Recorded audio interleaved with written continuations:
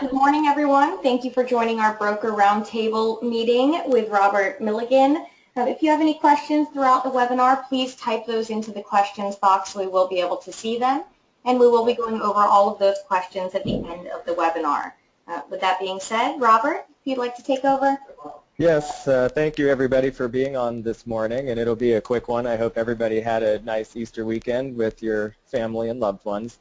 So I just wanted to go over again quickly. Of course, the last couple of meetings we've talked about getting the paperwork in a little bit more timely. Of course, the state law is within 2 business days, and I think that I've seen a great improvement in that, so I do appreciate everybody's efforts there, and that hopefully will make life easier for everybody as you enter your stuff into SkySlope, then we're able to get you your leads. So that's been going really well. What I have wanted to focus on today is talk more about, you may have noticed on SkySlope, we're putting in a little bit more emphasis into getting your verification of escrow letters in. Again, that's another state law that a lot of people kind of don't completely understand or don't completely follow through with, but we are wanting to make sure that we're checking the verification of escrow letters, and I've seen people upload different things that are not necessarily what it's supposed to be. You know, a copy of the escrow check is not necessarily verification, or a copy of a bank statement that is also not verification. The purpose of what that requirement is that we want to make sure, and again, this is another state law, this just isn't an Allison James policy, it's a law. We're needing to verify that the escrow deposit has actually, in fact, made it to the escrow agency. So the only document that will suffice to verify that is an actual letter from the escrow agent, whoever's closing it or whoever's indicated on the contract. You know, a few days after the escrow deposit has been made, we do need to reach out directly to the escrow agency and actually get a verification, a letter from that institution that they have in fact received that deposit. So that does apply. You know, there's some things that aren't necessarily applicable to REO properties. This is one of those things that does actually apply to REO properties as well. So, you know, we've been a little bit soft about watching that and enforcing that, but I did want to let everybody know that that is something that's going to be coming. We are going to be watching more for the actual verification of escrow deposits. So if you have any questions surrounding that, we can cover that once we're finished with our little presentation here. And then switching gears, the only other thing that I wanted to mention, we're beginning in the full force of our RPAC fundraising season. And I did want to just mention a little bit to you about RPAC. RPAC is something that I'm very passionate about, and some people, even if you've been in the business for a long time, may or may not know much about RPAC, or may not contribute to it, or may not completely understand it. You might think that you're just giving money to politicians, or whatever the case is. You might think that it's just an extra $99 that's voluntary that's tagged onto your MLS bill each year. But I did want to just bring a little bit of attention to that. I will send a little link out with some more information after the meeting today. What RPAC basically is it's a protection mechanism. It's an investment in your career. It's a protection for things that you just don't even know that you don't know. There are lobbyists and politicians all the time that's helping to protect our industry and helping to protect your income. And I think it's something that's really important to support. I know that there's a lot of people in our company that this was a big issue in Charlotte County a few years ago.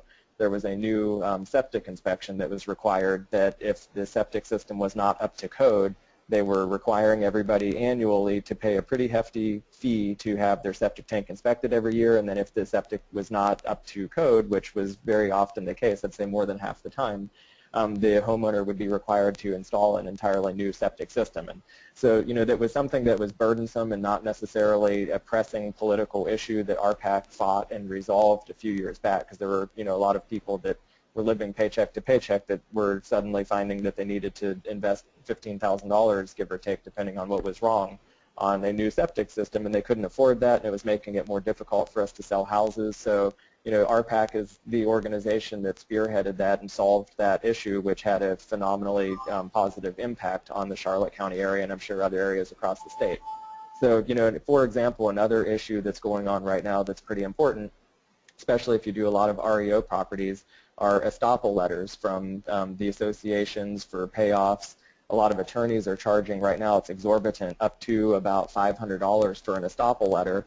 And then they're even putting a time period that it's only good for 30 days, and if your closing is extended, which oftentimes it is in an REO property, if your closing is extended past that 30-day window, then they're requiring the buyer to purchase another $500 estoppel letter to get the association payoff. So, you know, it's basically, it's extortion. It's not really serving anybody. It's something that RPAC has now put some, I guess, you know, however they present their new laws and rules and everything, they're putting the plan in action to basically regulate the cost of the of these extortion letters, more or less, and making the fees more reasonable to get your estoppel letter and find out what the association payoff is. So, you know, again, just something that's very important to our industry, something that impacts our ability to make a living, something I'm really passionate about, and something that I'd like to ask each of you to consider making at least a $20 donation to. There's a link that I'll send out after this email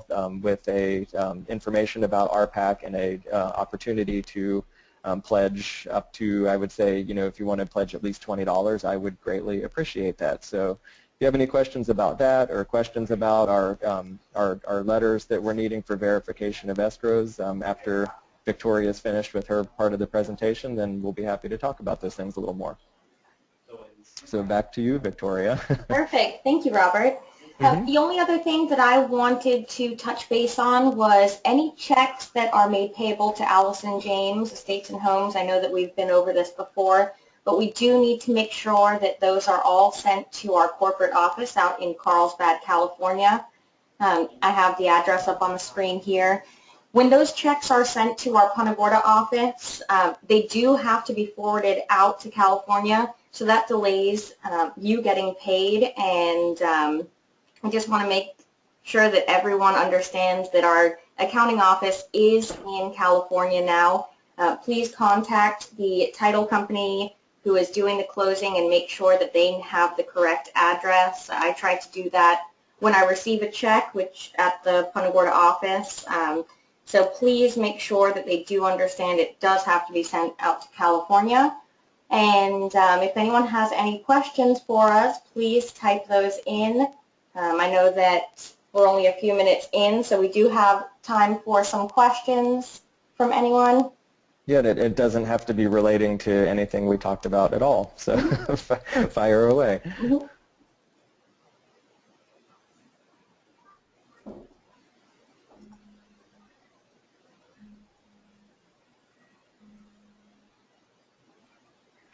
And obviously, Victoria and I are available for questions anytime, too. So.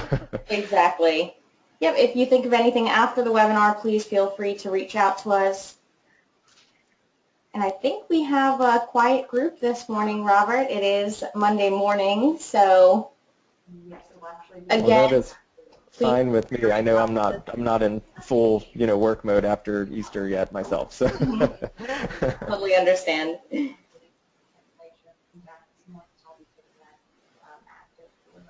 Okay, I don't think we have anything. Again, you can contact Robert or I anytime. My email address is agents@ajicorporate.com.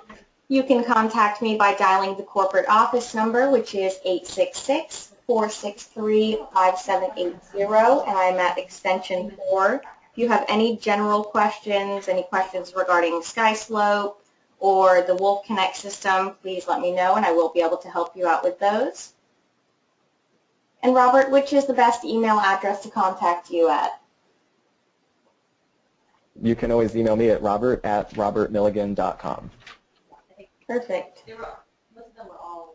So thank you everyone for joining us this morning, and please let us know if there's anything we can do to help. Thanks everybody. Have a good week. Thank you. Bye-bye.